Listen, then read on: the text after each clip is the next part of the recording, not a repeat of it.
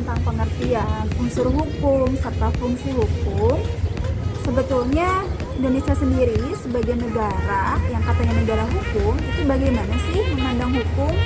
Nah, berikut akan kita saksikan penjelasan mengenai ketentuan yang mengatur atau dasar hukum yang mengatur tentang hukum di Indonesia.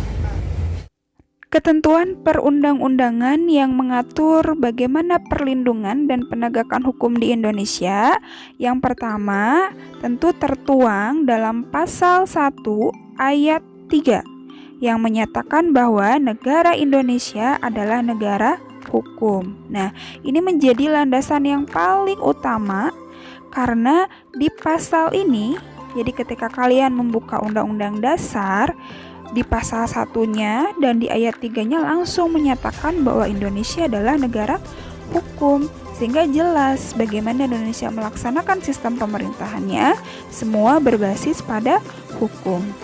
Yang kedua, Undang-Undang NRI tahun 1945 pasal 27 ayat 1 yang menyatakan segala warga negara bersama kedudukannya di dalam hukum, dalam pemerintahan, dan wajib menjunjung hukum dan pemerintahan itu dengan tidak ada kecuali.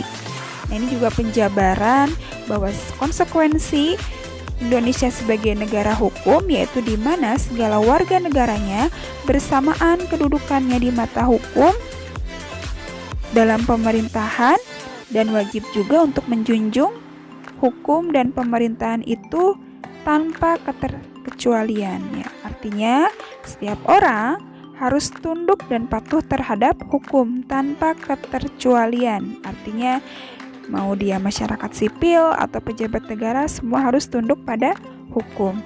Yang selanjutnya di Undang-Undang Dasar NRI tahun 1945 pasal 28D ayat 1 menyatakan bahwa berhak atas pengakuan, jaminan, perlindungan, dan kepastian hukum yang adil serta perlakuan yang sama di hadapan hukum.